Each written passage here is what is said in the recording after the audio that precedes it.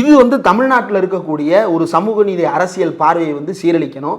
ரெண்டாவது பயத்தை உருவாக்கணும். ஒன்றும் இல்லை, இப்போ நீங்கள் ஜென்ரலாகவே ஒரு சிலர் என்ன பேசுகிறாங்க அப்படின்னா, ரொம்ப சமூக நீதியாக ஆராசா ஒரு உதாரணம் சொல்லுவார்.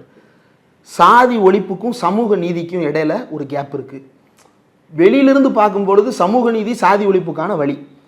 ஆனால் சமூக நீதியை தாண்டி சாதி ஒழிப்புக்கு ஒரு சிலர் வரமாட்டாங்க. அதுக்கு அவரே ஒரு உதாரணத்தை சொன்னார். நான் பள்ளிக்கூடத்தில் படிக்கும் பொழுது பள்ளிக்கூட டொனேஷன் ஒன்று வாங்கி, கட்டுமான ஃபீஸ்னு ஒன்று வாங்குவாங்க.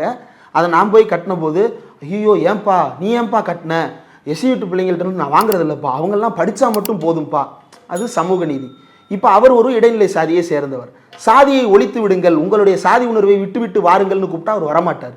இது சமூக நீதிக்கும் சாதி ஒழிப்புக்கும் இருக்கக்கூடிய வித்தியாசம். தமிழ்நாட்டை பொறுத்தவரையில் இந்த ரெண்டு லைன் வந்து ரொம்ப டிஸ்டிங்க்டாக இருக்கக்கூடிய லைன் தான்.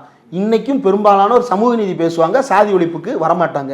இந்த ரெண்டுக்கு இருக்கக்கூடிய கேப்பை எராடிகேட் பண்ணிட்டு சமூக நீதியையும் சேர்த்து ஒழித்து கட்ட வேண்டும், எல்லோரும் ஒன்றாக வாழுவது என்கின்ற இந்த இடம் இல்லாமல் ஆக வேண்டும் என்பது இவர்களுடைய நீண்ட நாள் செயல் திட்டம்.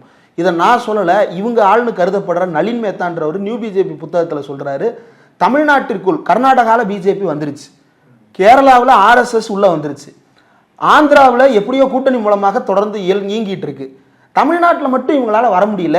ஏன் அப்படின்னா, தமிழ்நாட்டில் பெரியார்ன்ற ஒரு உருவம் பெரிய தடையாக இருக்கிறது. எவனை கேட்டாலும் பெரியாரை பிடிக்குன்றான், முஸ்லீமை கேட்டால் பெரியாரை பிடிக்குன்றான், இந்துவை கேட்டால் பெரியாரை பிடிக்குன்றான்.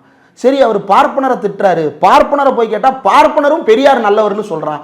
இப்படிப்பட்ட உணர்வு இருக்கும் வரைக்கும் பிஜேபிக்கு இடமே இல்லை. அப்போ இதை அடித்தா மட்டும்தான் நம்ம வளர முடியும் அப்படின்றது இவங்களுடைய நோக்கம்.